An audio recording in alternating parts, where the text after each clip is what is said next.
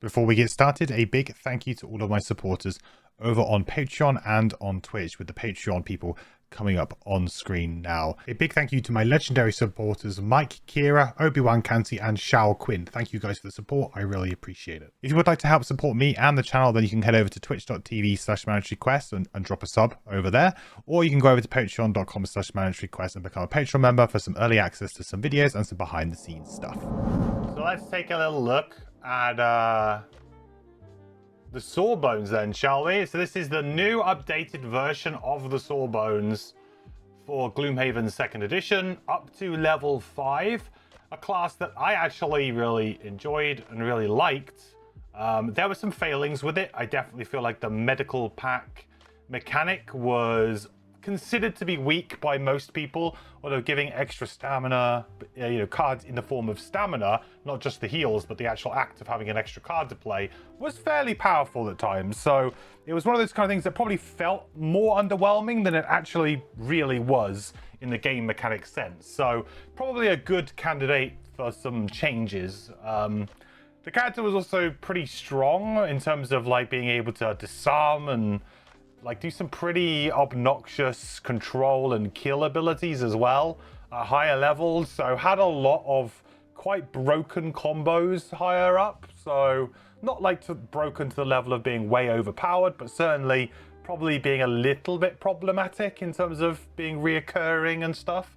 But maybe not. We'll see. Maybe those kind of combos might stay in with this character. But I say we won't be able to see everything. We'll only see it to level 5, so we won't know exactly if some of those things have been completely removed. We'll have to see. So Sawbones, I'm not sure about the number of cards or health. I don't know about that.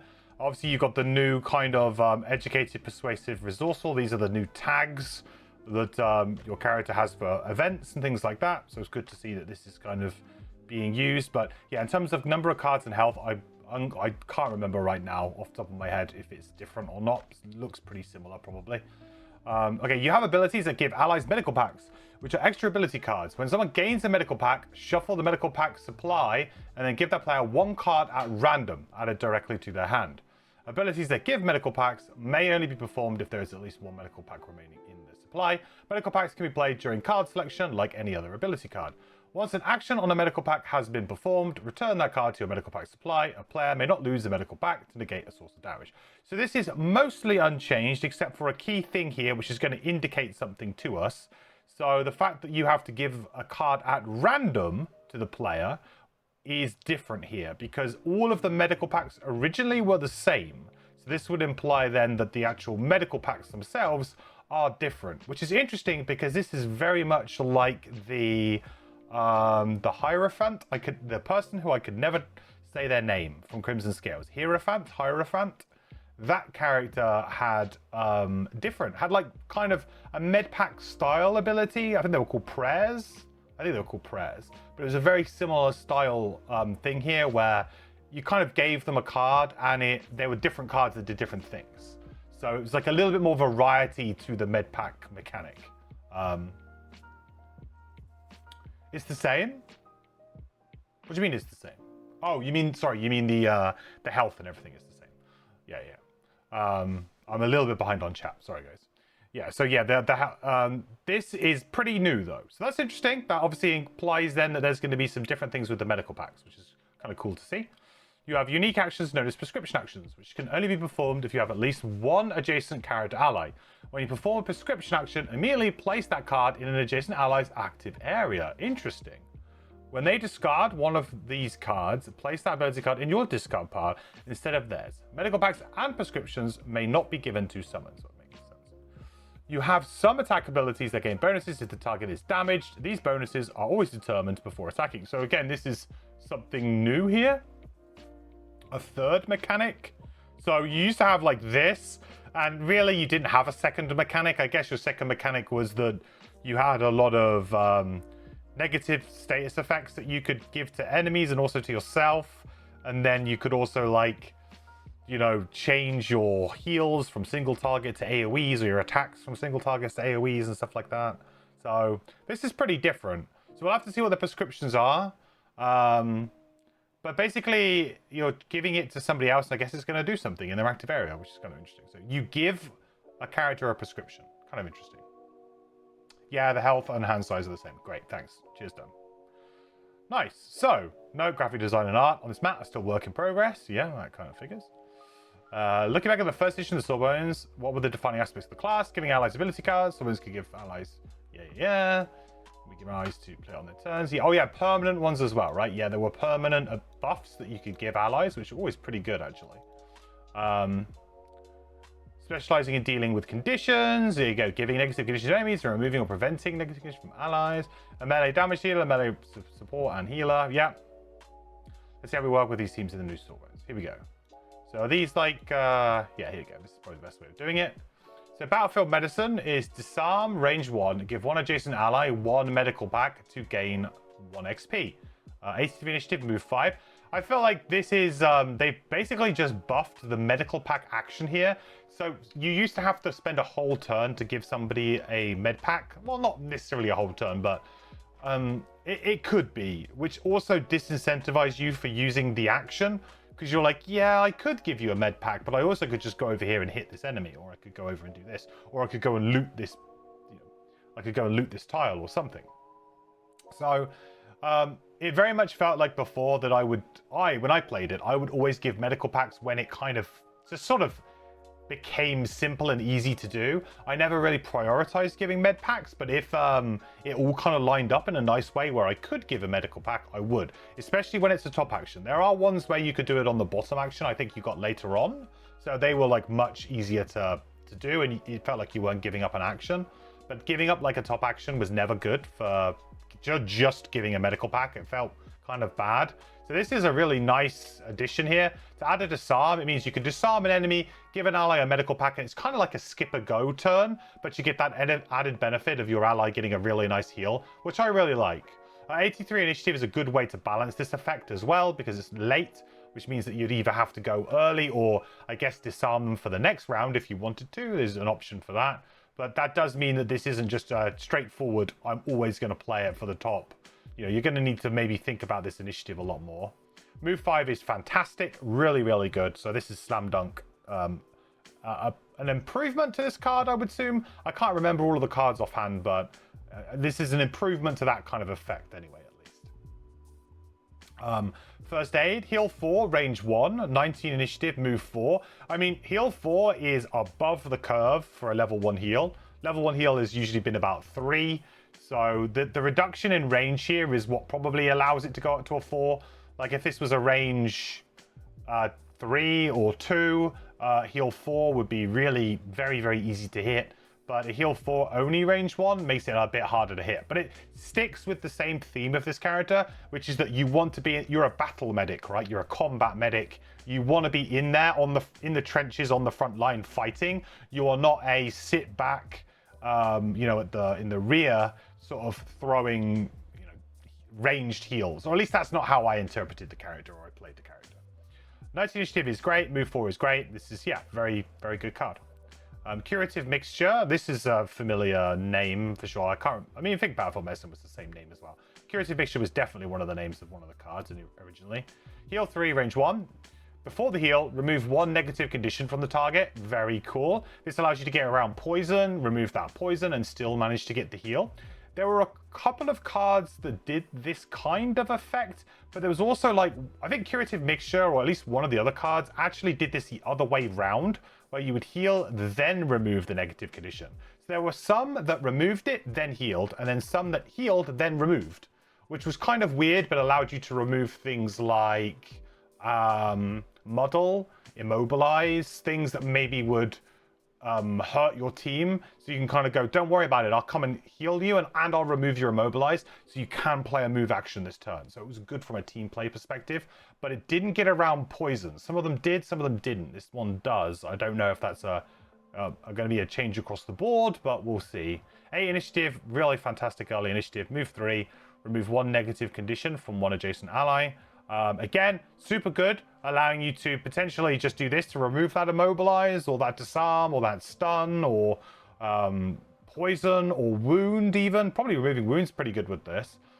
just to kind of get it out without having to throw away a heal necessarily. Really, really nice thing. I actually feel like you're probably going to play this for the bottom effect quite regularly, I would think. Especially on this kind of initiative, because quite often, like low initiatives, quite often you end up using them for moves, and this is a move 3 with upside. So I feel like this is probably going to be where this card's at. But yeah, really, really nice card. Bloody Saw, attack 3. This is, again, a card that we had before. Attack 3, add +1 and wound, and gain 1 XP if the ally has an active prescription. A little bit different. I think Bloody Saw was originally just attack 3 with wound, standard, nothing else. I don't think there was anything else on this card except for something like attack 3, wound. I think that was basically it. So this is obviously a new effect with this prescription effect. We'll get down to these prescriptions in a second, which is kind of interesting, but I mean, if you activate this, it's an attack 4 with wound and 1 XP. That's a powerful attack. That's above the curve at level 1 attacks, right? So pretty cool. I like it. I think it'd be interesting to see if we still have whatever it was, the one that allowed us to do AoE attacks, because Bloody Saw was usually comboed with that quite often. This is a new effect. What's this new effect, guys? The new condition is Safeguard. The next time a figure with Safeguard gains 1 on 1 negative condition, it prevents one of them. The next time. Okay. So if you have Safeguard, the next time a negative condition will be applied to you, instead of it being applied, you remove the Safeguard. Okay. Kind of like that. Negative condition protection. Kind of cool. Hard to judge how good that will be. Yeah, kind of hard to judge how good that will be.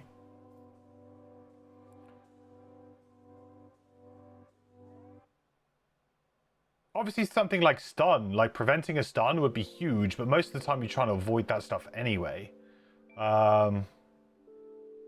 It's described lower down in this post. Okay. Yeah, it feels a little bit situational. Like, I mean, this is like a loot on the bottom as well. Obviously, this is where the power level of the card is. It's on the top half of the card. This bottom half is a bit more situational. We'll see how this ends up playing out. I feel like there's some good value to Safeguard in certain scenarios against certain enemies, but if you're being attacked by, like, let's say 3 enemies of a certain type and they all have, let's say, innate poison on their attacks, if you're being attacked by all 3, it's just going to prevent poison once. So then it would kind of like save you a point of damage from the second attack, and then you would just get poison applied again on the next attack. Do you know what I mean? So at times it's going to sometimes operate like almost like a pseudo shield in some ways, but for like 1 attack. Yeah, it's hard to judge. I feel like it's probably quite a marginal effect. It'll probably be in the same level as Muddle, like an effect that you probably aren't unhappy to have, but it's probably not an effect that you massively want to play around with unless you have some way to make it really good. Can prevent a curse. Yeah, it can. Yeah, I mean, like I think like that's a pretty good use for it, preventing curses. Yeah. But again, like if you have advantage or other ways to draw, you know, strengthen and stuff like that, then you can kind of negate it other ways. Like I see this very much in the same ballpark as Muddle, where it will sometimes be great, oftentimes forgotten about or not really super good. It might even be slightly weaker than Muddle, because if you manage to muddle an enemy and they're like doing a big attack like 3, you know, if they're doing like target 3, then potentially the muddle is going to be more valuable than something like this on the character that it's attacking, or something like that. It's fairly weak. It's maybe one of the... It probably goes somewhere in line with, like... I mean, I don't know. Impair is on a condition that only affects the players, so... Obviously, if you manage to stop something like a Bane, though, that's huge. So if they've introduced Bane into Gloomhaven Second Edition, preventing Bane could be huge. So... we'll see. Prevention is Key. Prevention is Key used to be the best card this character had. Pretty much full stop. It was the best card. And it was basically just a an immobilize, like, was it not an immobilize, a disarm? Was it like an attack 1 or something? I can't remember if it was an attack 1 or not, but essentially it was a disarm. And you would disarm everything. It was a non-burn, so it was massive piece of this character's kit. It was a great way for you to jump in and just disarm a bunch of enemies. It felt like a much higher level effect than a level 1 effect, I'll say that much. So obviously they've changed it quite a bit here. It's now be wound, disarm, all at range 1, and then safeguard, all at range 1, which is, again, I don't know how to rate this, but I rate this probably fairly low. 2 XP and a burn. I mean, the wound is nice. The wound is quite nice. I think by making this a burn, they had to chuck a wound on here. Like, they needed to make this better than just disarm everything at range 1 in order to make it a burn. They really did. And I guess this is pretty good. It's not hard, but it's still going to be good because it still basically can completely stop a room in its tracks, which is very good value. What's the bottom here? Move 3. When you next perform a prescription action this round, grant all adjacent allies and self shield 1. That's pretty good. So potentially, and it's 13 initiative. So potentially you just hold on to this card and use it as this move 3, this bottom ability for a while. And then when the opportunity is right, you strike with a big preventionist key in an important spot. But yeah, I mean, I'm not surprised to see that this card has been, you know, changed quite a lot. Or this effect has been changed quite a lot.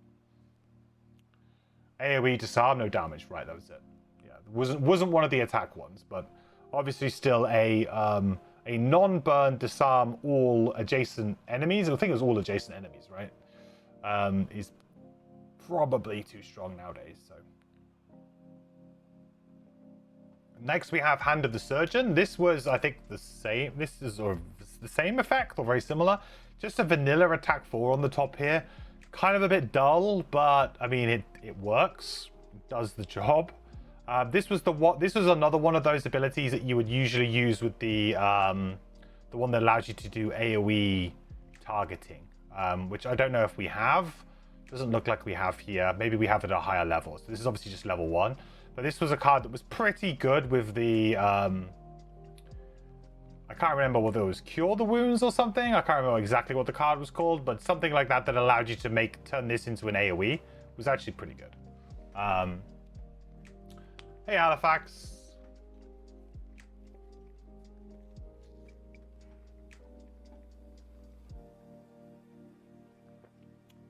Yeah, Taros, you're right. It's probably been very, very neutered here, but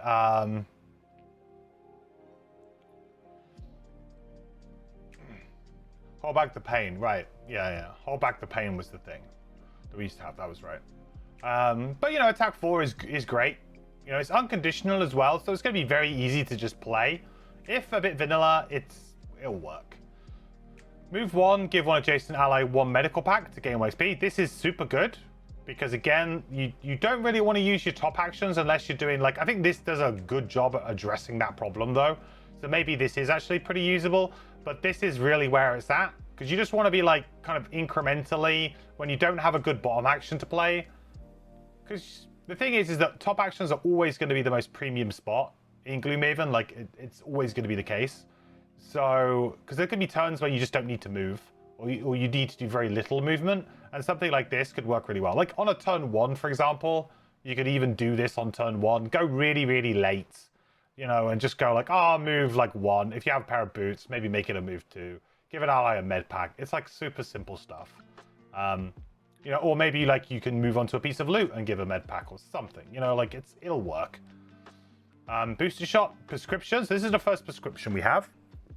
So for those of us who have just joined us, prescription is a new mechanic for this character, and how it works is when you play a prescription card, you have to be adjacent to an ally, and then you can put the prescription into that ally's active area, and it's going to give them some kind of bonus. So on this one, it says on the next 4 sources of damage from attacks targeting you, gain shield 1 for the attack. So that's pretty nice. 1 XP, reusable as well, which is pretty cool. So just basically blocking 4 damage for the most part. It's pretty good for something to just do. Not to mention it turns on this potentially. Like you could have like a one really good turn of tanking where you do this, move 3. When you export prescription action this round, you get a shield 1. You can put this in, so then suddenly your buddy's got shield 2 for, you know, potentially a whole round. Like you might burn through, but like this effect in a single round. But I think that's fine. Like you're absolutely fine to burn through a card like this in that amount of time. Yeah, it could like do a really good job for just one round, or maybe it hangs around for more than one round if you're playing like 2-player or something. But yeah, I think this is pretty good. Move 2, strengthen 1 ally at range 1. Also really nice, really good bottom effect here too, actually. 42 initiative is a good way to make this card a little bit awkward, because if you could guarantee going early with this effect all the time, you would probably never play booster shot top. Like it would probably just be a bit but I can see now like it's a little bit more of a, well, I could prevent damage, or I could help create damage or add more damage, right? So perhaps it'll be like a kind of a different build. Maybe one build wants the top of this, one build wants the bottom of this. But this feels quite good, I would say. You know, strengthen is a premium effect, I think, nowadays. The downside though is you're losing card for X turns, which runs risk you burning through a cycle much faster than the version 1. Yes, that is true. A risk of active cards. However, active cards can be discarded at any time by players. So obviously your buddy would have to be not a jerk, but because this is basically not a, you know, it's not a one-time use, it's not a burn, at any point they could opt to discard it from their active area, and then it would go straight into your discard. So yes, you are correct, but there are, you know, either you burn through it very, very quickly anyway, the charges, or you just ask them to remove it from their active area and put it into your discard when you want to go rest. So it's not that big a deal. It's kind of like when you're playing augments, and if you're playing augments, you can always opt to discard the augment before you long rest, just to try and get an extra card into your hand to play it. It's, you know, simple stuff. So yes, there is you could fall into a trap there, but I feel like most players will be able to, or will acknowledge it and will just work around it.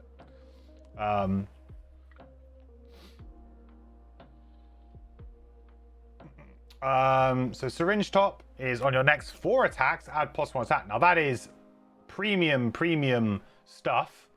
It is on your next 4 attacks, not on your next 4 attack actions or anything like that. You know, it is limited to, you know, the next basically 4 cards you draw, if you like, you know, against enemies. So there's not any like super combos here in terms of giving it to a character who has a huge area effect attack and then they suddenly go, you know, crazy with it.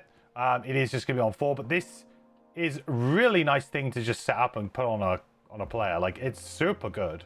And again, the thing is that similar to Booster Shot, well, actually Booster Shot's a bit different, but Syringe is actually one where you really do want to use this very quickly. So actually maybe giving it to an AoE character is a good idea, because they're essentially going to get good use out of it, like within like maybe 2 turns. They kind of burn through it all in 2 turns.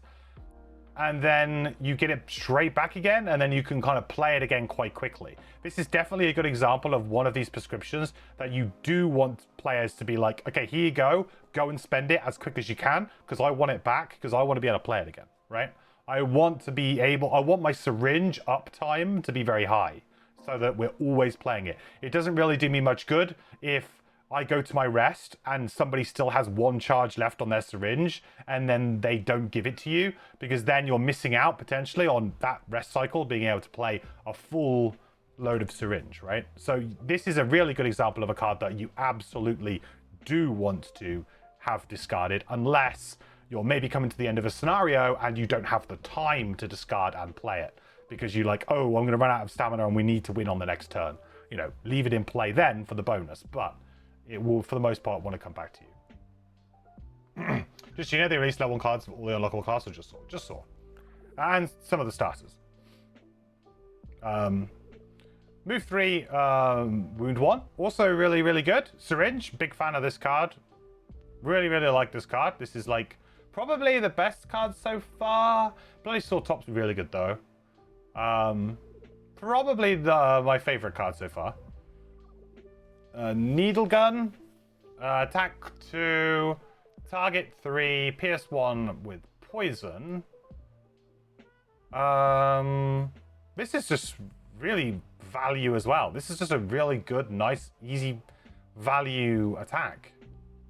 I like the Pierce 1 on this because it keeps it relevant up to the next couple of levels. You know, when you start kind of going up in the levels and shield starts to creep in a bit more, you know, you get things like bandit guards with a shield or archers with shields. Stuff like that, it can get a little bit annoying. Or Siri City guards. Just having a Pierce makes it quite nice, and it will actually allow it to be a more relevant card for a little bit longer. Range 3, not target. Sorry, yeah, range 3. Sorry, if I said target 3, I meant range 3. If it was target 3, it'd be insane. I'd be like going, oh my god, this is the best card ever made. No, it's not. If I said target, I meant range. So, yeah, super good value. Super good value. At the bottom is attack 1. Oh, poison stun. Attack 1, poison stun. Attack 1, poison stun. This is an interesting concept for a card. Obviously, this would really... You obviously want the enemies to already be poisoned, ideally. But this has, like, serious last room energy. What was it? You'd have to, like, go really late, I guess. Then move into a bunch of enemies, set this up. Play this, poison stun them, but you don't want to go early, so... Maybe you play, like, Vaccine? I don't know. I don't mind this, though, as a kind of a buffet. I think we need to have, like, some kind of combo with it. At the moment, it feels a little bit too vanilla. I need to see, like, a top move, or... something that allows us to, like, buff it in some way. I mean, I'm sure there's items, I guess. Yeah, we'd have to run in late and go early. Yeah, which is, to be fair, running in late and going early and stuff like that was a fairly common trait of this character anyway. This character did a lot of, like, clever initiative dancing a lot of the time, where you were always sort of doing that kind of thing. So it's pretty on theme for the character, or at least in the spirit of what the character used to do. Vital Strikes, add +1 attack to all your attacks targeting damaged enemies. Oh, that's just a straight up burn permanent effect, eh? That's kind of neat. That's really neat. Oh, combos really well with stuff like this, right? Just try and get wounds up on enemies and stuff, just to try and like, because wound is a way to do a damage without actually attacking in some way. So, for example, you could go like move in, wound, or you could go super late. You could move in, wound, then you could maybe disarm something, give you an ally in a medical pack. You know, you have this up, so then on the next turn, well, actually, no, then you'd have to go late again because then you want the wound to tick. Yeah. But anyway, like, it's not difficult to get enemies damaged in some way. Like, this is, you know, when you open a door, so the turn that you open a door is not great, but apart from that, you know, you're not a door opening character with this kind of thing in play, for sure. You'll definitely follow your team through the door type play. What's the third icon on top of Prevention's Key? The one with the second line. This is Safeguard. This is a new mechanic or a new condition, positive condition, which means that you negate the next negative effect that is applied to you. So the next time a negative effect is tried to be applied, you remove Safeguard and you disregard the negative effect. So yeah, I felt like Vital Strikes is it's cool because it's kind of giving this character a bit more of an aggressive angle, which I like. A bit more of a damagey angle, which I really like. Move 5 is also super solid. 53 initiative is poopy, but a lot of these cards are kind of, yeah, strong cards. Actually, it's kind of interesting. This is a one-time effect. It's kind of interesting that this is on 53. Something like this I would expect to maybe see on a more of a later initiative. I don't know. But Vaccine, attack 3. If the target is damaged, add +1 target and gain 1 XP for a maximum of 1 additional target. Cool. Cool. Oh, this is good. So the second enemy doesn't have to be damaged. Just the target has to be damaged. So you're attacking something that's damaged. Let's say you have vital strikes as well. So you're going to be attacking for 4. And you get to add a target. If that character is also damaged, then you would be attacking for another 4. This character feels like it would play really, really well with with Pyro actually in our Frosthaven campaign. Just like characters that do damage just through their actions. Crackheart actually. Crackheart in this thing would be insane, right? You just go like, here you go, take some damage like Rock Slide. Here you go. Or whatever the new Rock Slide is. Yeah, here, take some damage. Okay. And they're immediately kind of gain the damaged effect.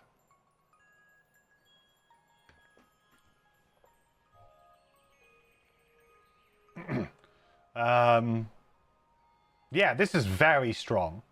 Very, very strong. And to be honest, you'd probably play in... It's interesting that it's an X card, because to me, this is a card that you would probably play in pretty much any build. Like, you don't need Vital Strikes for this to be good. This is good on its own. Like, without Vital Strikes, it's still incredibly good. We got a bottom prescription here. 50 initiative 2, nice. On the next 3 negative conditions, an enemy would apply to you, prevent the condition. Okay, this is pretty nice against certain really horrible enemies that constantly apply poison and wound or curse as a natural effect. This is actually pretty neat against certain enemies. I would say that the bottom of this is an X effect for sure, but the top to me seems like a play all the time type effect. Like, definitely think that this is more of a sideboardy type thing, but this is 100% all the time. Great against imps? Yeah, really good against imps. Vaccine is maybe that's the best card. Maybe that's the best card so far. Well, I think it probably is actually. If you look at just the character on its own in a vacuum with no other like interactions, which is like kind of hard to do, right, in a multiplayer cooperative game. But if you were to say on this character, if they were just playing like a solo scenario, I mean, this is MVP. Teamwork, attack 2. Grant 1 ally, 1 adjacent ally, attack 3. Super good as well. Really, really good. You're going to be adjacent to your allies a lot because you're going to be giving out your prescriptions maybe. Teamwork's very good too. Not to mention, if you've already given them the syringe, they're going to get an extra +1 attack maybe. So this is an attack 4. Ooh. Lovely. 89 initiative is a good late initiative as well. Really easy to use late. Move 2. Grant 1 adjacent ally. Move 3. This is super good. I mean, I guess the move 2 is a little bit underwhelming, but you got an enhancement dot there. Maybe we can make that a little bit better. But the... I mean, the teamwork's also just a really nice card. It might be the kind of card that you end up struggling to activate if you're playing 2-player maybe, or if you don't have like summons or something like that, but shouldn't be that difficult to make the top and bottom work really well for you. And finally, the last level 1 card, Prep for Surgery. Attack 2, add stun and gain 1 XP if the target is damaged. That's insanely good. I mean, this is better than previous cards we've seen of this fact, and the thing is with this as well is it gets much better later on. Like maybe at level 1 you'd be like, well, I kill things really quickly, so do I really need Prep for Surgery? Like I kill things super quickly, but once you start leveling, man, and those enemy health starts going up and up and up, and instead of, you know, killing them in 2 rounds, you're taking 3 or 4 rounds to kill them, suddenly like Prep for Surgery looks amazing.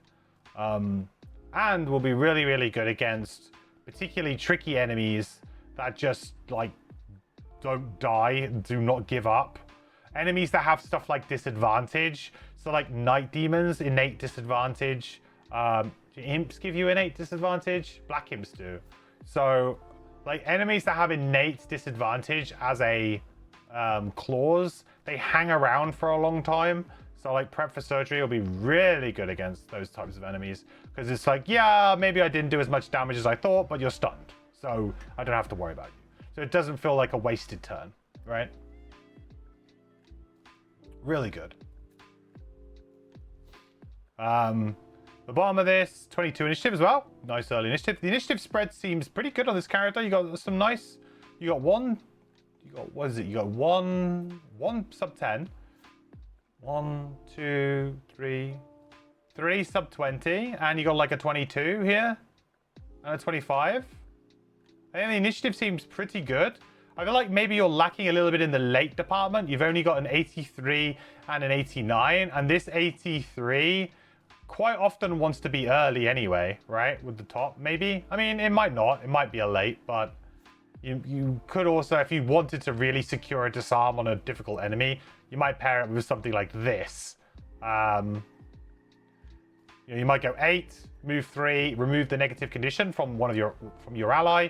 Then you're going to disarm an enemy, and you're going to give the ally you just did this to a med pack as well, and gain 1 XP, right? So I felt like maybe this character could do with one more late initiative, possibly. Feels like we've got a little bit too on the earlies. Right, should I go back to the post? Here we go.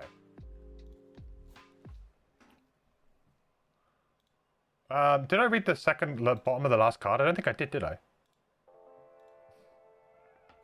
You may treat all attack abilities and move abilities from your ability cards as heal abilities. Oh, that was what we had at level 9.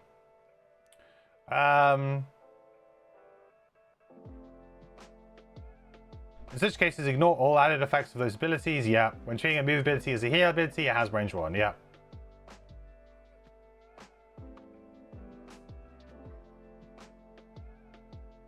It's pretty interesting idea. It's a good way of balancing this card out, because obviously the top is very good, so the bottom is also very good, but is a burn, one-time use. I'm generally not a huge fan of this effect, or I wasn't a huge fan of it on the Saw originally. Maybe that will change now, though, because you get it so early, and it's available just as an X card, possibly.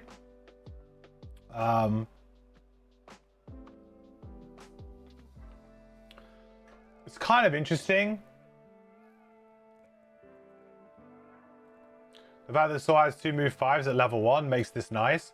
What, so you could do like a heal 6? It seems kind of overkill to me. I guess the thing is we don't actually have very many targeted heals though, right? At level 1?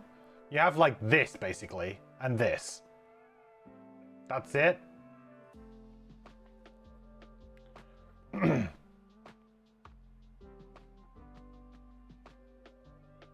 It might be a situation where you play like the top of Prep for Surgery for half the scenario, and then maybe you transition to this at certain points once everyone's kind of lost quite a bit of health, maybe. It's interesting to see how this will play out, considering that last time it was, yes, like a level 9 effect, and I can't remember what the other level 9 was, but it was pretty good as well, so I think you just took the other one. It's going to be interesting to see how this actually works.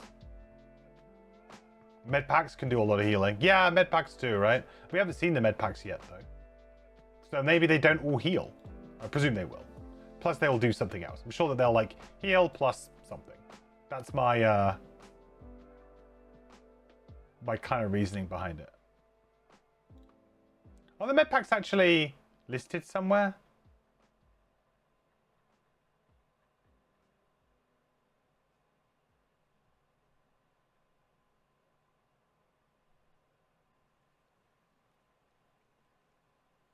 Ah, here we go.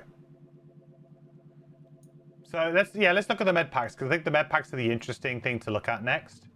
So all of them are heal 4 selves on the top. Still 50 initiative, which is what it was before. Heal 6 self, immobilize. Heal 2 self, ward. Heal 3 self, safeguard. Heal 3 self, bless. Heal 1 self, strengthen poison. Remove 1 negative condition you have, heal 3. And they're all pretty cool. I think obviously this one is probably one of the better ones. The blessed one is super good too. This you probably don't care about towards the end of a room or a long rest. You could just be like, yeah, I'll have a big heal, please. The interesting thing here is that they are you draw them randomly. I wonder if there's a perk that changes that. Because to me, the interesting decision here will be giving the correct character, ally, the correct med pack that they need for that situation. That would be more interesting to me in terms of a tactical decision. So I have to wonder if there's a perk or something that allows you to do that.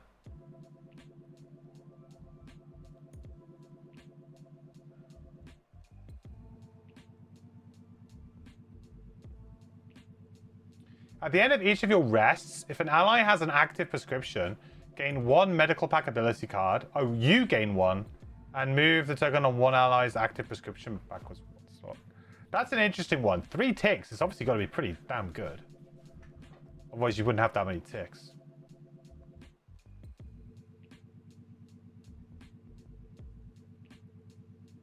Yeah, I get that they're a deck now, Chaz. I was interested to see if there was a perk here that would allow us to like actually choose which med packs to give, because to me that would be like an interesting decision to make.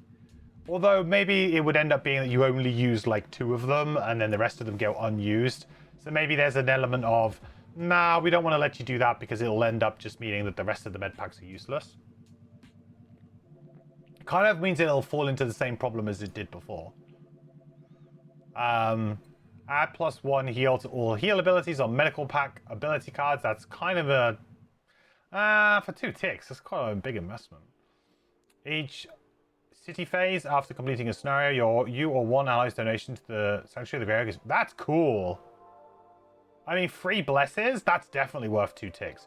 2 ticks for just like 2 free blesses every single time you... Yeah, I'll take that. Demis talked about the randomness as being important and the thought process behind it on the Discord. Interesting. I could see the reason why it would be to stop players from min-maxing it and to stop players from potentially not using some of the other ones. Like that would be, I would presume, the main reasons why. Or that they want it to be a little bit more swingy in the sense that they actually quite enjoy the idea of you kind of going, ooh, which one are you going to get? Oh, I really need this one. It would be really good if I get this one. So like a little bit of a slot machine effect where, you know, you pull the lever, see what you get. Could lead to some nice kind of gameplay moments. A feeling when you get the one that you want, or something that could work really well for the situation. Kind of get that. They do all have heal 4 top on them though, so there's that guarantee. Yeah, for sure. This is like... I feel like the med packs are fine.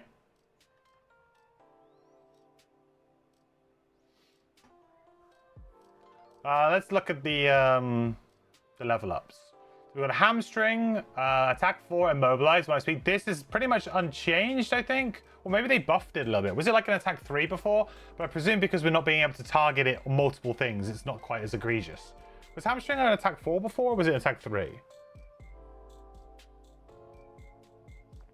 And then move 6, immobilize self was the original effect, I believe, as well. Maybe it had jump, or you could enhance it with jump.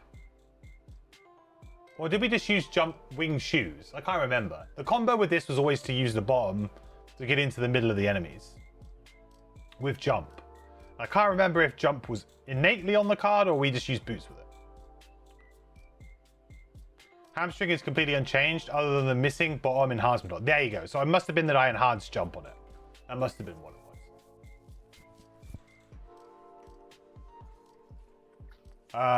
Yeah, I mean, hamstring was good then, and it'll be good again now. But now you can apply safeguard before using it. Ah. Good point. Good application for safeguard, for sure.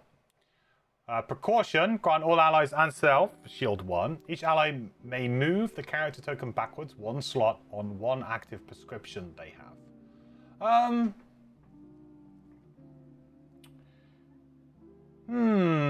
This is an interesting one because, like I said before, like burning through the prescriptions, or at least trying to before your rest, is fairly important.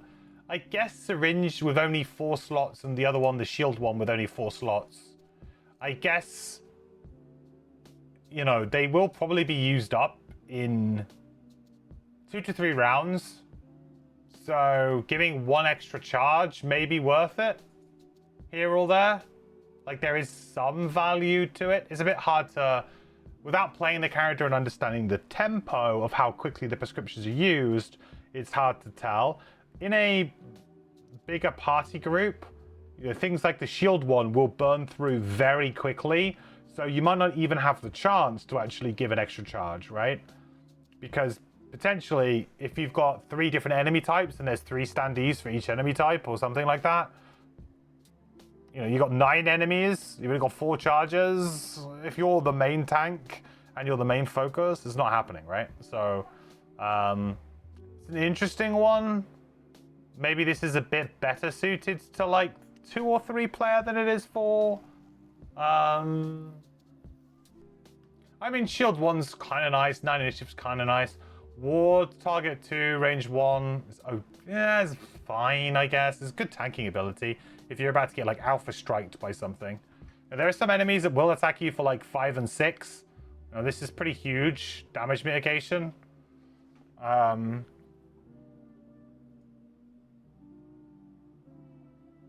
Yeah, tough one. I think hamstring will probably still be the choice for me here at level 2, but because I feel like I'm not gonna care so much about this. It's interesting. It's like a bit of a drifter type mechanic, right? But the drifter cared about it a lot more because their actives were burns, so you needed to try and get charges back. Because if you didn't and they ran out, it's gone forever. But you can replay yours, or at least the ones we've seen so far. So, yeah. It's better with high level prescriptions, you think? Yeah, I could see that. Yeah, if there's something that's super powerful, maybe it'd be worth doing. Regenerative tissue, heal 4, range 1 wards. This is very nice. Really good way of, although I don't know about this. I mean, I'm a bit surprised that regen isn't here. Is that just because regen's a mechanic they're not using in 2nd edition? Because regenerative tissue would imply that this would have regenerate as the added effect and not ward. Kind of strange. Yeah, there's no regen in the game. Interesting. Interesting decision. Maybe because they wanted to like... Maybe they consider regen to be a more complicated mechanic than ward. Which I guess it kind of is. I mean, it's fine. It's a good heal. It's a good heal.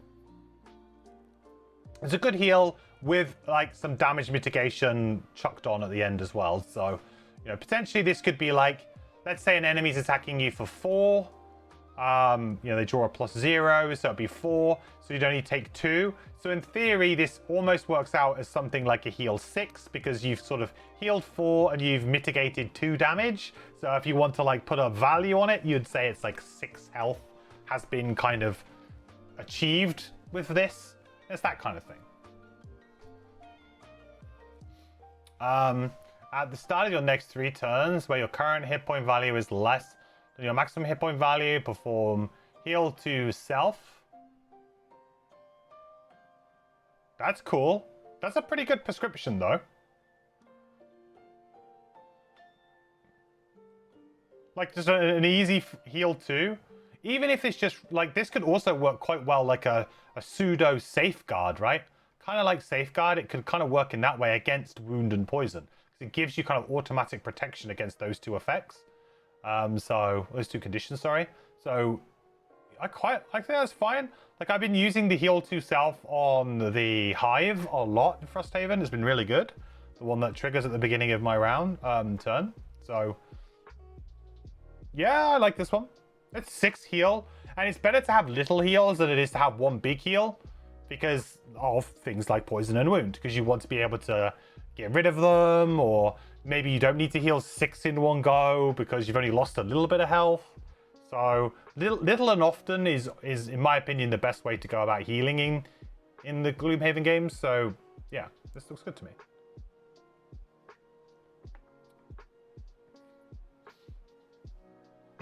Just joined. Did they change medical packs? Yes.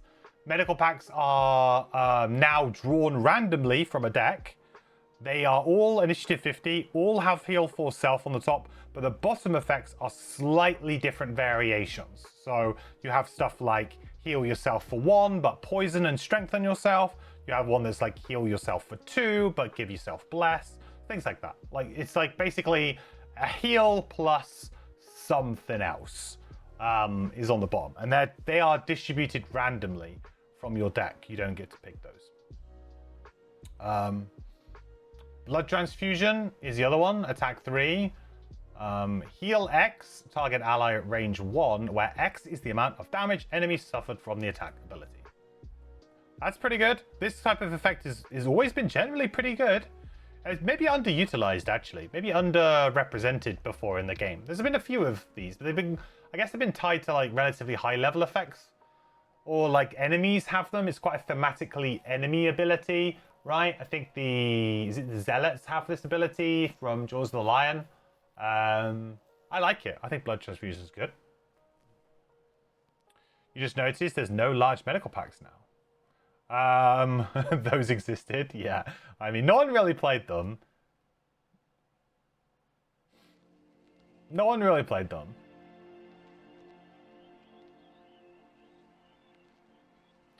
Yeah, Blood Transfusion top is very good. Combos very well with our like poison stuff that we can do to enemies. Works very well with if we're attacking damaged enemies that are already missing health, because we can get bonuses against that. Note that it also says where X is the amount of damage enemies suffered from the attack ability. So if there's a way to like make this into a target too, I don't know if we'll come against it, but in theory...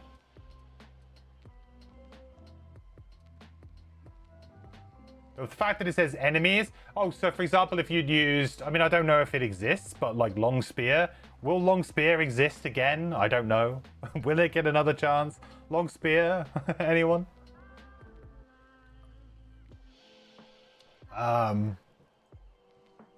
The bottom is Safeguard. Range 1. Remove all negative conditions from the target and give them 1 medical pack. That's... Again, pretty nice. I mean, you always probably want to be playing the top of this, though. But for a, like, oh, we're not doing much. There's not much going on here. This is not too bad. And quite a good setup turn for, like, okay, we're kind of getting to the end of the room. Maybe you need to remove, like, the poison from an enemy before... an ally, sorry, before they long rest. Safeguard them. Remove the poison that they might have so that they can safely long rest and get their heal. Give them a medical pack. Give them safeguards so they're good for the next room. I think like that can work quite well, right? I think that's quite nice. You can use it on yourself. Yeah, you can use it on yourself as well because it's range 1. So is this like one of the only ways to give yourself a medical pack or that perk? That perk as well. There was never a way to give yourself a medical pack originally. So... kind of cool to see that you can also give med packs out to yourself. That certainly makes the mechanic more universally useful in more party compositions and in more situations, right? And it also makes your character a little bit more viable as like yeah, being able to burn some cards to then be able to get medical packs to fill your stamina curve back up again. Gives you a little bit more like, hey, I can burn a card here because it's not going to be that bad because I can just fill my hand up with a med pack and curve my stamina.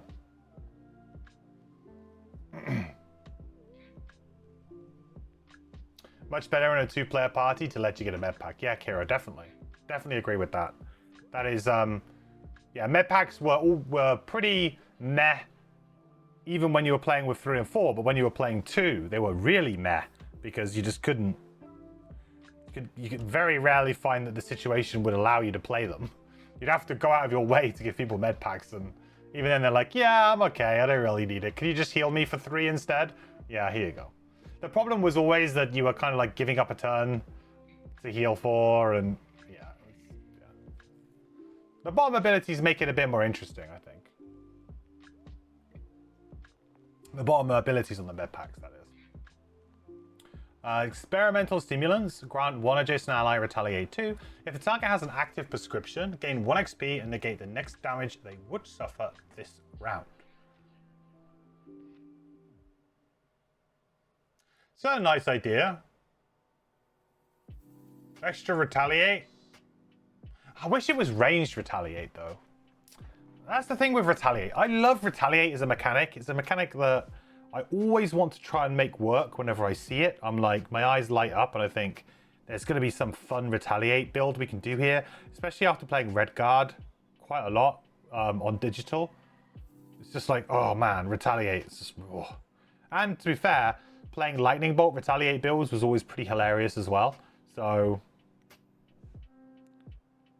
but it's just that the lack of range makes it a bit of a harder sell. But negating potentially damage could be pretty huge as well. You know, that could negate 4 or 5 damage on average at this kind of level. When you're like level 4, level 5, it's going to be probably negating like 4 or 5 damage.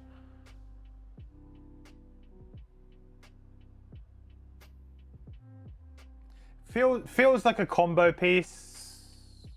Bomb is move 3, heal 3, range 1. That's super good. That's very, very strong. Okay, the bottom of this card is where it's at. 12 initiative, move 3, heal 3, like target yourself or an ally. That's like top tier premium.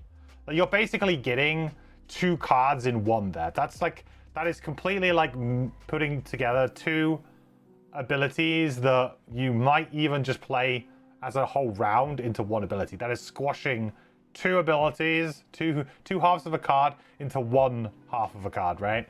That is really good. Really, really good. So maybe like experiment stimulants, really, maybe it's mostly the bottom and then the top, like when you pick your spots for the top, right? Do no harm. Attack 4 with wound and stun. Place the character token on the target. The next 3 times they lose stun, they gain stun. Disarm self. 2 XP. Oh, it's a burn. Thank God it's a burn. Jesus. Holy cow. And it's got wound on it? Whoa. That's just insane. You attack. That's madness. So let's work it out, right? So you attack for 4. You wound and stun them, right? Token goes here. So let's say you've done 4 damage at this point in time, right? We'll just ignore modifiers for now. Let's say we did 4 damage to the monster. They go to take their turn. They're stunned. They take a point of damage. So now we've done 5 damage with this card. And then they gain stun again. Comes around to the next turn. We do another point of wound damage. And they're stunned. They don't do anything. So now we're up to 6 damage. And it goes on again. Then on the next turn, they go to take their turn. They are stunned. They take another wound damage. They go to 7 damage. And they're stunned again. Then it goes on to the next turn. Even though this is now gone, it goes on to the next turn. They are stunned. So they take a point of wound damage, 8. And then finally, if they are somehow still alive at this point in time, they would get to take their turn. Like the following round. But they're still going to be wounded. So they're going to take another point, 9. That's crazy. That's really good. That's really crazy good. Yeah, 9 damage. It's 9. It's 9 guaranteed. Well, I mean, I say guaranteed. 4 of it is coming from an attack, so it's not necessarily guaranteed. But attacks can be, you know, they can be buffed. You can use items with attacks. There are things you can do to make attacks better. That's really strong. But I thematically like it because it's basically a kill card, but it's not a kill card. So essentially what they've done here is they'd be like, we would want to give this character a card that just kills things, but we don't want to use the word kill on it. We don't want to use Bane on it. How do we design a card that essentially kills an enemy, but it kills an enemy in a thematic way to the character? And this kind of does that. Like, we don't want to use Bane here. That's just not what our intent is. You know, we don't want to use the term kill. I'm pretty sure we probably won't see the term kill anymore anyway. But this will essentially kill this, whatever this is. I mean, maybe it doesn't completely on its own, but just the act of it not doing anything for like so many rounds, while you maybe clean up the rest of the scenario or the rest of the room, and then you come back to it, you know, then you just finish it on the next turn, right? It's like, oh, it's the turn, it's finally going to take an action. Oh, we just kill it now.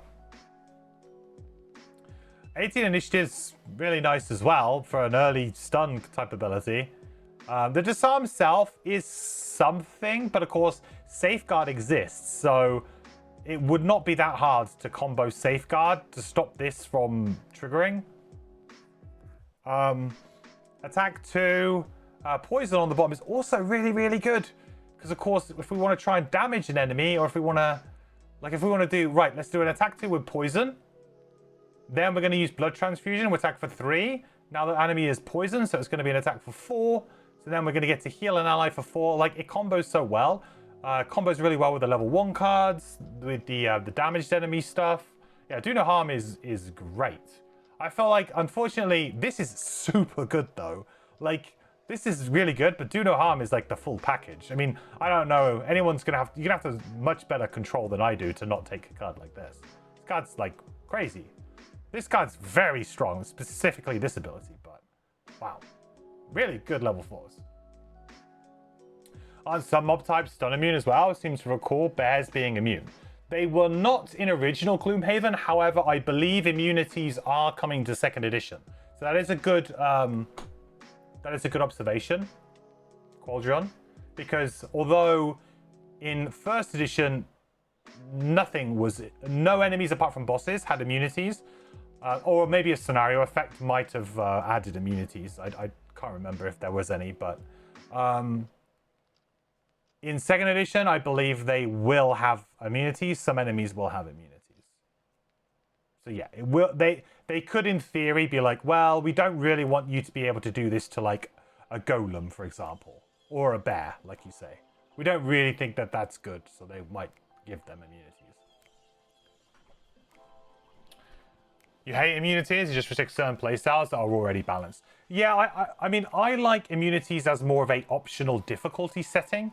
Like I said before, what I would like to have done, because we talked a little bit about doing a difficulty rebalance mod for Gloomhaven Digital, and my main driving idea behind that was not to just like, oh, let's just increase the numbers, or, you know, change the numbers. And so it was more of, let's add immunities to enemies, maybe lower their stats, but add immunities, which meant that you couldn't always approach the same enemies in the same ways, right? Like, you go into a scenario and you had like Frigid Apparition, Perverse Edge. It was like, yeah, I can deal with every single enemy in this scenario.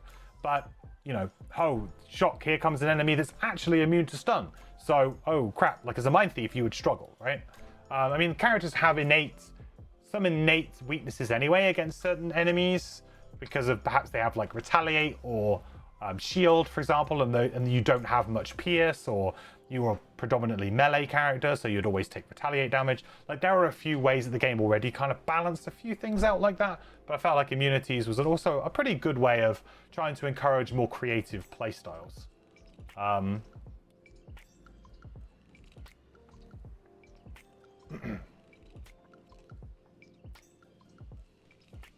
You'd find it difficult to pass up stimulants, even if do no harm seems very solid. I feel like I'm the other way around. Maybe because I'm more of a damage. Maybe it's because like I'm always thinking about playing damage builds on every single character that I play. I'm never thinking about playing a support build. But to be honest, even as like not just as a general action, it's such a versatile bottom action on stimulants. The move 3, heal 3, it's so versatile. Like, it's everything that you want a bottom action to be, really. And you can even enhance it, so, you know. Hack to bits. Attack 2. Then attack 2. If this attack kills the target, all enemies adjacent to the hex the target occupied gain wound. Ooh. That's pretty nice. It's a low value attack though. But let's say that we're attacking a damaged enemy, so maybe we're attacking for 3 rather than 2. Then this would also be a 3 rather than a 2. So really, it could be like 2 attack 3s maybe, and then it kills it. Then obviously everything gets wound, which works really well with the damaged enemy condition, because then everything else is going to have wound, which means they're going to take a point of damage, which means they're then going to be damaged, which then means that you can snowball onto the next enemy, right? So then now you can kind of conveniently move on to the next enemy and not lose any of your buffs that you have, which is good. Because of course, if you're playing like, I don't know, in a situation where you were having to take enemies one at a time, it would kind of suck, because you'd then always, your first attack would always be against a full health enemy. Or could be against a full health enemy. Good with do no harm bottom. Yeah, also good with do no harm bottom. So that's a 4 and 5 combination right there.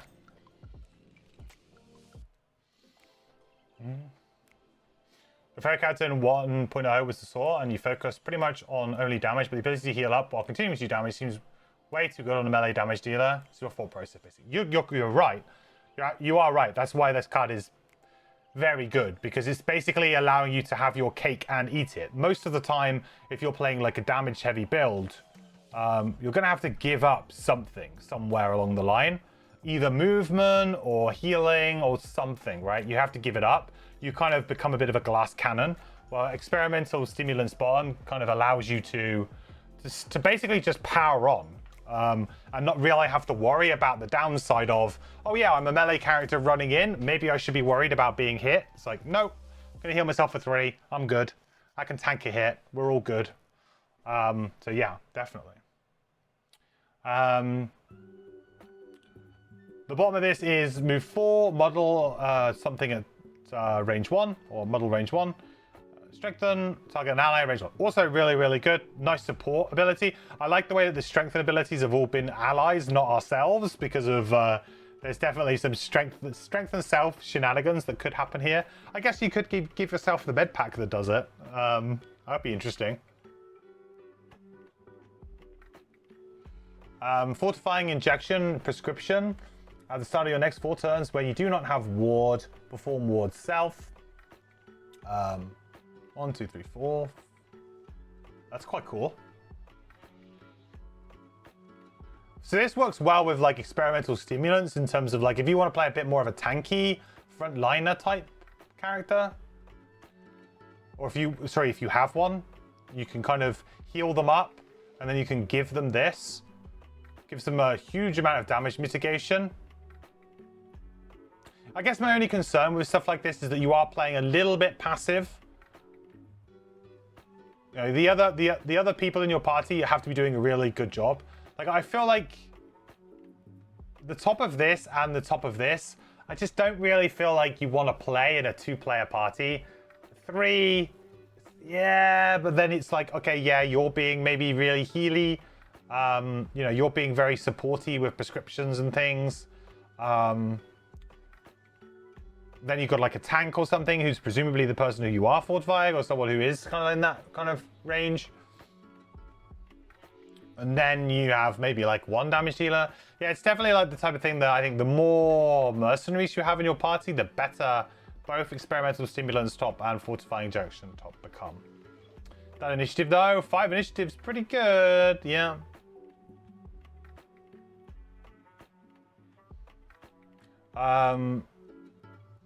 Move 5, whenever an adjacent ally would suffer damage is round again. So that's just basically a skip a go type thing. Because if you time it right, then basically you would just mean that the enemies do nothing. Essentially, I mean, they would still move and take their attacks, but just no damage would happen. So, you know, you could basically skip a go. I think that's okay. You think it's underwhelming? Seems a bit underwhelming to you. I felt like the top is, I mean, if you, again, like this ward will often mitigate like 2 to 3 damage each charge, right? So it's probably somewhere in the region of like, at the very worst, 8. Maybe at the very best, something like 15. I mean, at the very best, it would be, oh, the enemies have got bless and ×2s and are flipping them, and you're absolutely hosing them with it. But, you know, like, I feel like the floor of this is probably somewhere about, like, 8. And the ceiling is, wow, could be really, really high. But it's a bit too passive for me. If I was playing a full mercenary party, I would maybe consider it as being like, hey guys, I really want to play a support role. And it gives you an option to do that. It's a really good initiative for this ability. My concern would be that you would end up just using it as a move to initiative 5 sometimes, which is like fine, but you know, it's not really in the spirit of the game. I've definitely noticed that they have identified certain cards that, for example, Unstable Upheaval was always just used as a 13 initiative move 2 on the crack cart. And so they actually made it like a move 3 on the bottom to be like, yeah, look, we know what you want to do with this card.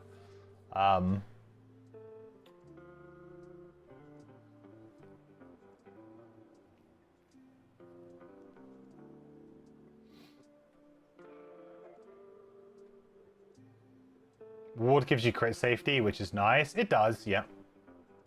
But so can certain items.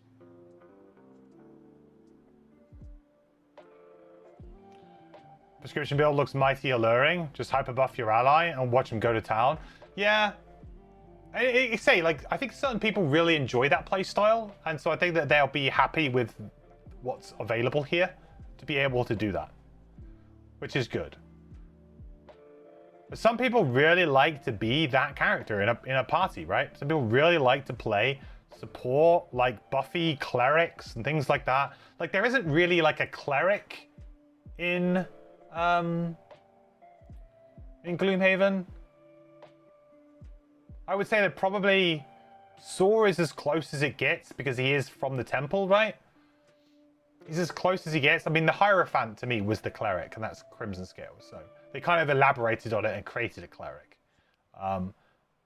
This is a little bit more cleric-y.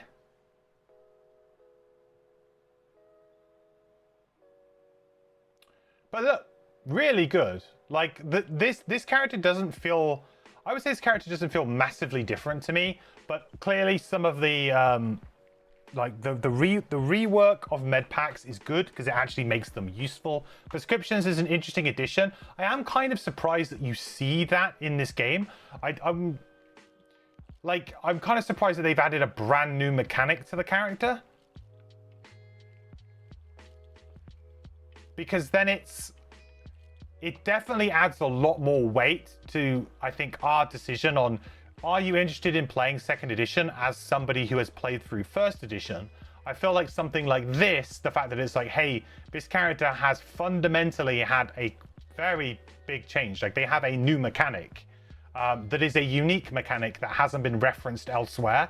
Although it has similarities to other mechanics, it is still pretty unique. There's not many characters who can put out cards into other people's active areas. I can't think of any at all, that also then come back. That's the key, that they come back to you. That's kind of the difference here. There are obviously, you know, the Saw used to give you stuff. So it's kind of like Prescription's like a sideways move. So instead of it being permanent, it's now kind of temporary, and here's some extra stuff.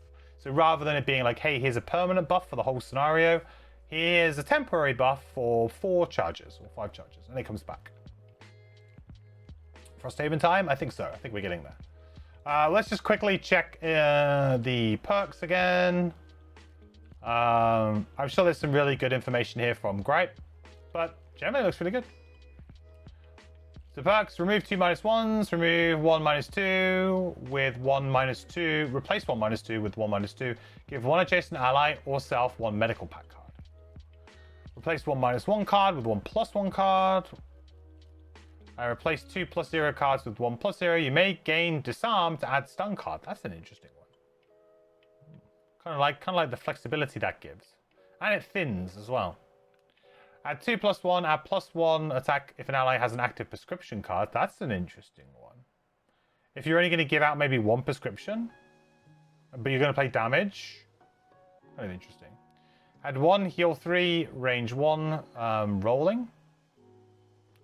Then you got add +1 to all heal abilities on medical pack ability cards. To me, this feels like a little bit meh. I'm kind of surprised that it's 2 ticks. Although having said that, I guess it will work quite well with some of the bottom halves of the cards. I'm just thinking, like, do you really want to change a heal 4 into a heal 5? Wow, that's so good. It's probably not that much different. But actually, potentially, the heal with the bottom abilities could be better. Like, suddenly, that strengthen 1 becomes heal 2. Strengthen poison is like doubles the value of it. So it makes that one in particular double effective. I really like this one. Free donations. And you can do it yourself. You can do it on yourself. I mean, basically, they're supposed to say you, not your. But you or one ally. So you can get a free donation, 2 free blesses, because you are a good, pious Saw. You get 2 free donations. You get a free donation, so you get 2 free blesses. It's pretty cool. Gonna hop out there, and you're heading for the stream for the old video of me playing with Gripe. I don't want to get spoiled from Frosthaven, but good luck on my scenarios. Thanks, Qualdrian. Sorry if I butchered your name. But enjoy. This class is Gripe's favorite. Interesting. Does seem quite interlinky. At the end of each of your rests, if an ally has an active prescription, gain 1 medical pack ability card, move the token on. Yeah, see this one.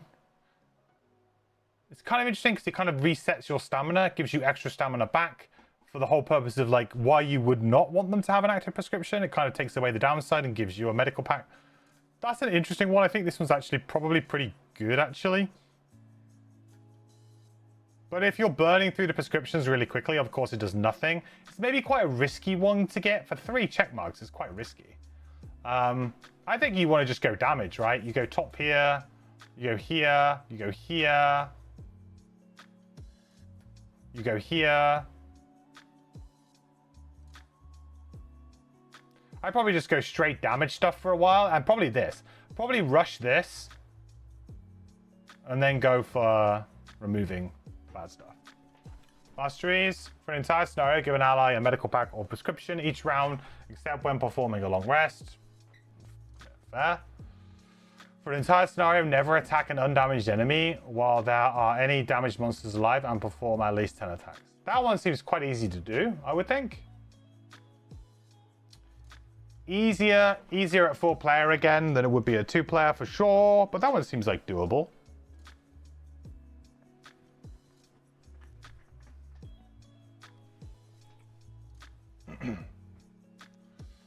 You like the rolling heal 3s, more some of the damage stuff at least? They have overperformed for you at least, though it depends on party comp. Yeah.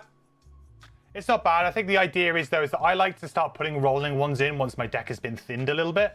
Like, because if you go straight up into here, remove 2 -1s, you know, you go replace 2 +0s with 1 +1, like you're thinning, which means that you're going to hit this a lot more regularly, and then you can do it. If it said, like, add 2 for 1 check mark, I think I'd be maybe a little bit more on board. But the fact that it's only 1, I think this is kind of like maybe more of a late kind of game perk. Once you've managed to thin your deck down to a nice place, so that actually you will flip these fairly consistently. I feel like, unfortunately, early on, these are going to get buried a little bit, and then you're not going to see them, right? Like, you want to be seeing them. You think you would add them before the +1s? I don't think well, maybe. Yeah, possibly. Depends on how much you value the heal. Yeah, I mean, it depends on your party comp as well, like you said. Because it depends on if... I mean, if you're playing a damage Sawbones and not providing much healing, then maybe you have somebody else healing in your party, so maybe healing is less valuable. But I guess the problem with this is that because it's always range 1, chances are it's going to be healing you rather than an ally a lot of the time because the inconsistency of when you can draw it. But occasionally it might pop up at a nice time to heal an ally or something. Cool. All right. Well, that was all of the Saw stuff. We ended up talking about that for quite a long time. More time than I was expecting, but it's good. It's looking really good. I think second edition is looking really good. I think still, yeah. Oh, Scout the wins. that's the blessing from Scout. Yeah. That's the blessing So, from. Isaac, at this point, can we get your approval to add an additional attack modifier deck for allies in the digital version?